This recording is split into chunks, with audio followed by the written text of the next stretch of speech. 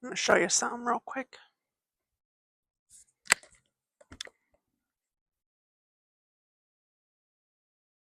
Is that a pretty badass fucking helmet or what? Yep. It's a Dissy. Rare edition. I got two of them. Had two of them. Man, that's a badass fucking helmet, bro. Isn't it? God, it's fucking gorgeous. And I wore it for a bit. There's still some bug splatter on it there.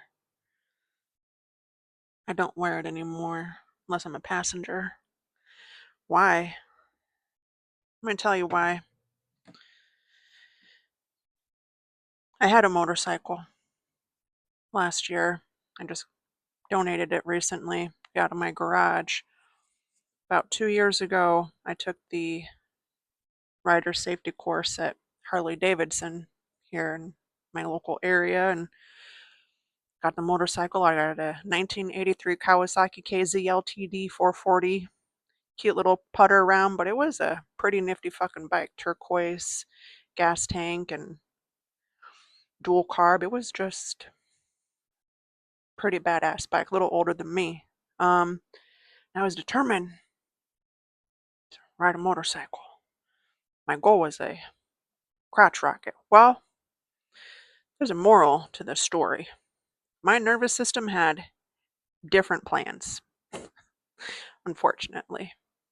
I tried to ride. I did go out in the, got dust on it, country road.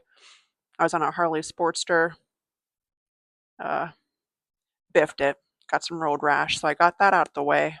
I got back on the bike and rode that day, like fresh tattoo on my right glute, and went off into some gravel. I didn't turn the way I should have, and hit some gravel. Bike went boosh, and I went boosh. And good thing I was wearing my helmet, though, man. Right into the cement. Whatever. I got that out of the way, right? I'm like, well, I got my one crash out of the way, right? Well, even after that, this last year, I tried riding around the neighborhood. Put my motorcycle skills, the class that I use, to use and get that reflex, right? Well, my nervous system did not agree with that. Every time I got on the bike, my knowledge out the window, and I would shake. And I thought, okay, jitters at first, and I just ride up and down the street here, get myself used to it. Didn't matter. So I eventually decided motorcycle riding is not for me. I can be a passenger. I cannot be the one in the lead, taking charge. Because I want to put myself at risk. I'm going to put other people at risk. That, and there's that high chance of dying or getting injured in an accident. That could have been triggering my nervous system. But I really think it was this. There's a moral. The story. When I was younger, where this is going, right? There's a story with the story. My dad was big into dirt biking and everything. And one day we're on the back of a Yamaha, nice white and yellow Yamaha, and I'm on the back, and we're beadlining down this railroad track. And I turned around to wave at my siblings and almost fell off. And he grabbed me and kept me close. But after that, there were some other incidences. I just was nervous, and I don't know if it was just the noise or what it was. I didn't feel safe. I don't know. But my nervous system now, in time, when I recently tried riding, would just flare up. And I think there's underlying childhood trauma. We have situations and incidences that happen that maybe train our nervous system. This is danger. So my nervous system stays in that fight or flight, like, oh my God, remember what happened? This is dangerous. We're not going to do this.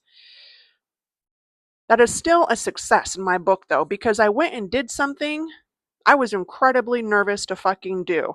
But I was determined, and I tried it. And I gave it a good college effort, but I also used my common fucking sense.